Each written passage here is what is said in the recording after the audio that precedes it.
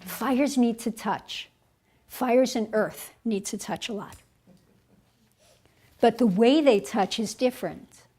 So a fire, comes up and goes like this to you, and, hi, I want to play. I want to play, and you have to be really happy with them, and you have to be touching. The earth will come up to you and put the butt, hey, scratch me, let me be next to you. Round through the axilla and coming down the very center of the arm.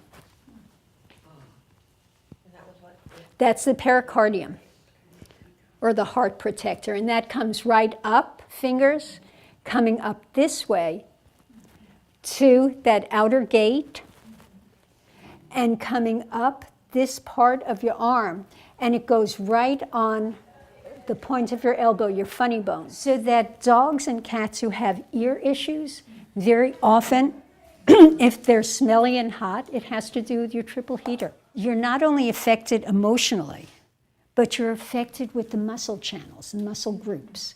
So you can have an issue in the muscle groups that will affect your spirit, or an issue with your spirit that will then affect your muscle groups. You need to allow them to burn and have activity, but not to burn out of control. Red in the groin,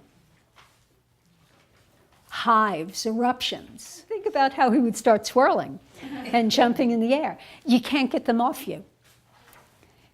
And they're hyper needy because it's that starvation for connection.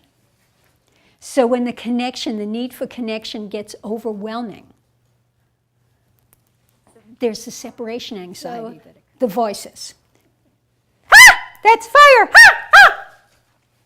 Wood. Ah! Water about to bite.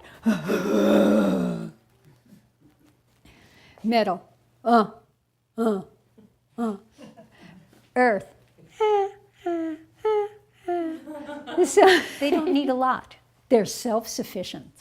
But they're self-sufficient because they're happy and they just go along. They're not food-oriented. They're happy about playing with anything. They like feathers. They like string. They like dancing. These are the fire individuals. A lot of heat to break down the raw food. And fires have that heat. If they don't like it, you're better off cooking for them. The hardest thing for the fire individuals to deal with is dry food. A smaller fish or a bottom fish. And the bottom fish because it's the coldest.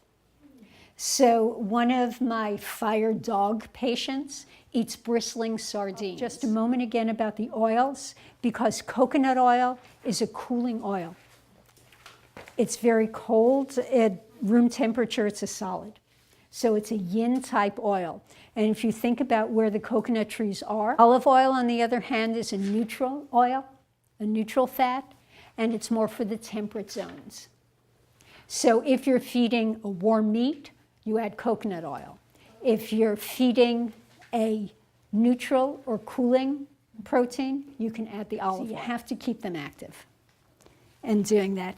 And they need to be praised all the time. Oh, you're so handsome, you're so smart, you're a great